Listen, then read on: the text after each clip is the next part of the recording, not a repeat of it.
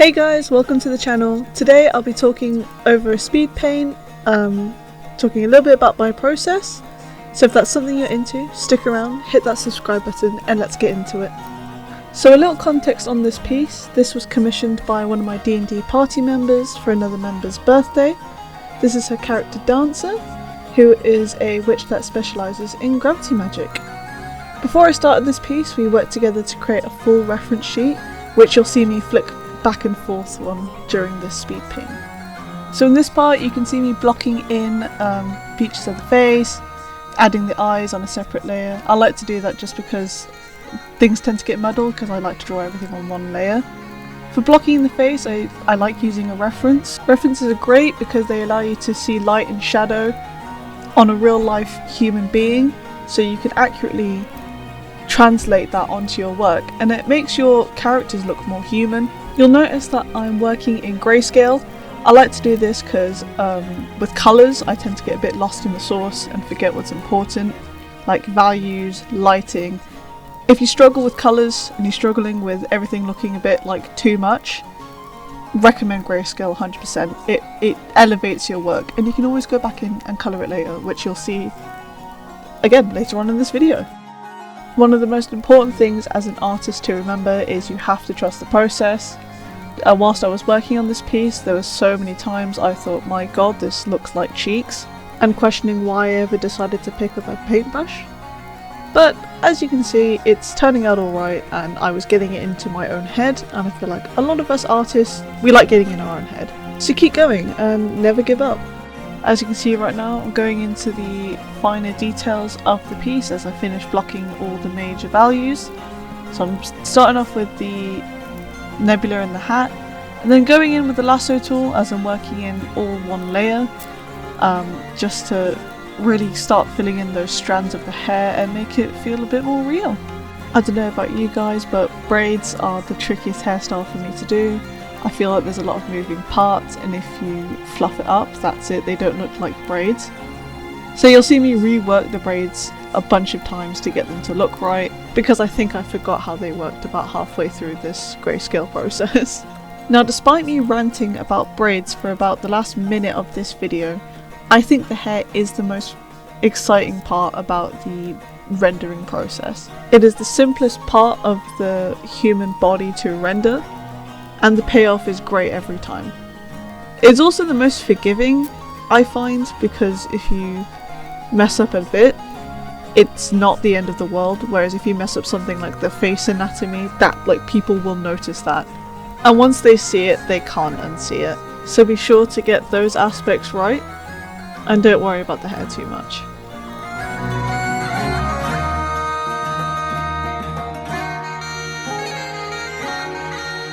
Now you can see I'm starting to render the hand, the bane of every artist's existence. My best tips and tricks for the hand is not to over render it too much. You don't want to under render it because people think that you don't know hand anatomy, but you don't want to overdo it because the more that you overdo it, the more details people will notice about if it's wrong. So I kind of like to keep it a bit 50-50, somewhere in the middle. Whilst I was adjusting the dress, it was at this point I realised that the braid did not go over the shoulder like it was supposed to, and it looked like both braids were coming out of the same bit. So I just had to go back and re-render a couple of the braid strands. Ultimately, it's not that big of a deal, but it could have been disastrous if I hadn't noticed it this early on in the process. Now normally I don't get to render backs, but as this was an important part of Dancer's character, it was crucial to get this bit right. You'll see me render this later, but Dancer does have a giant scar going across the base of her back. This is very important for lore reasons, but as I'm also a player in this party, I am not privy to that information. So I know just as much about the scar as you guys. Though I suspect it has something to do with why Dancer can't walk anymore, and why she floats absolutely everywhere. One thing I do like about Dancer's character is the integration of really highly specialised magic in everyday uses. So because Dancer can't walk, she uses her gravity magic to float everywhere, and I think that's just neat. I imagine it's like using a powerful JoJo stand like King Crimson to erase embarrassing conversations you've had with someone. It's a really cool concept and I wish it was just explored more in media. Rendering clothes is the trickiest part for me, especially with this material that I'm trying to render, which I believe is referred to as taffeta. I wanted Dancer to have a duochrome aesthetic as she's a very dramatic character and I feel like she wears her clothes to stand out.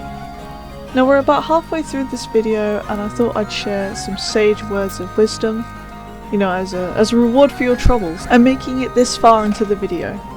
If you're going to learn anything by watching this video, make sure it's this.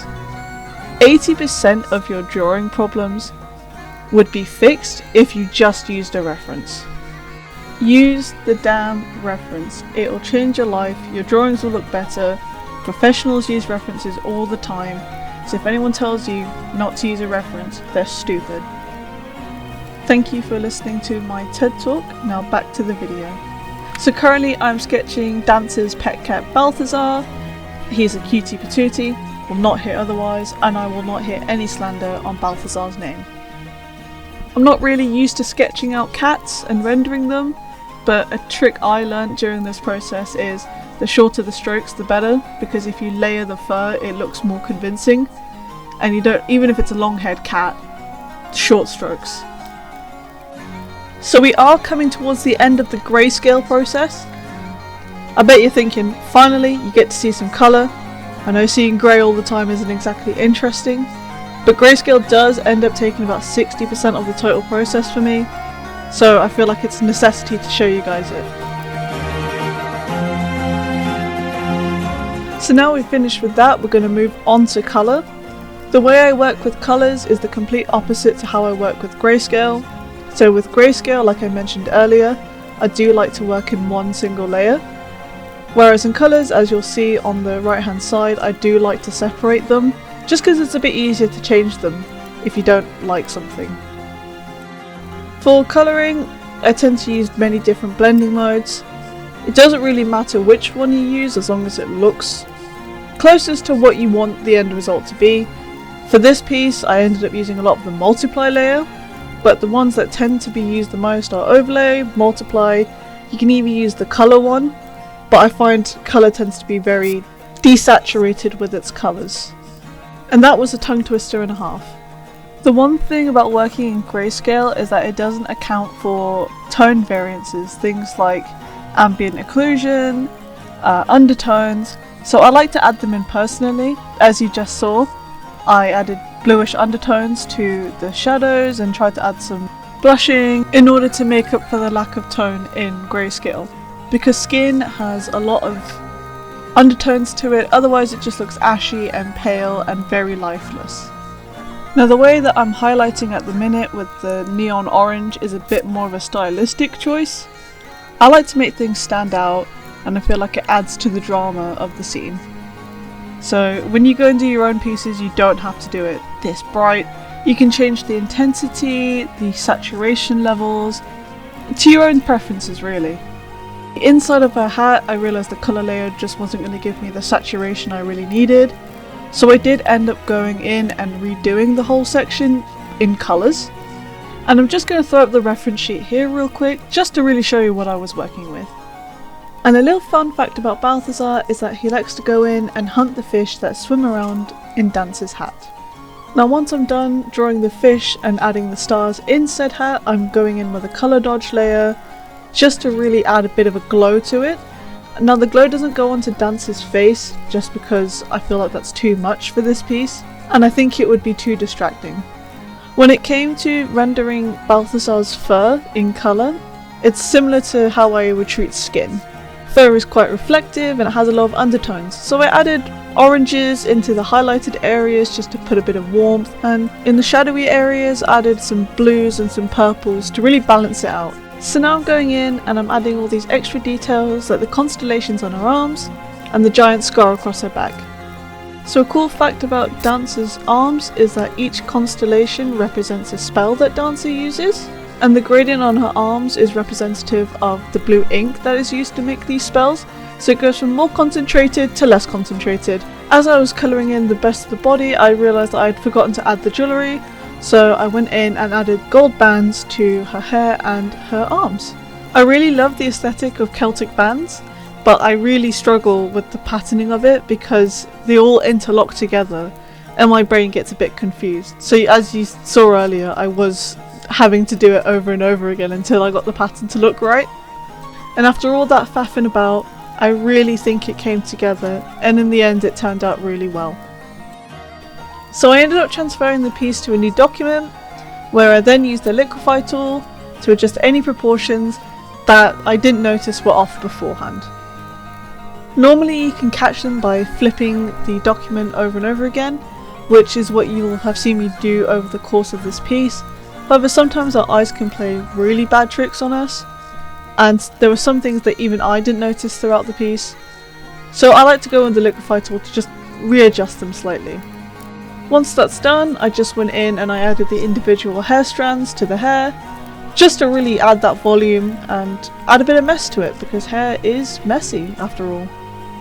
Here I'm playing around with the background a little bit. I know it has to be plain because it's going to be used as a token, but I thought I'd add some fog just to really make it stand out as an individual piece itself.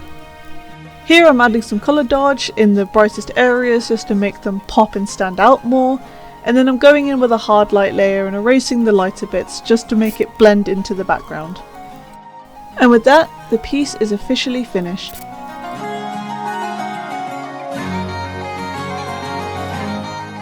Thank you all for watching. Don't forget to like, comment and subscribe!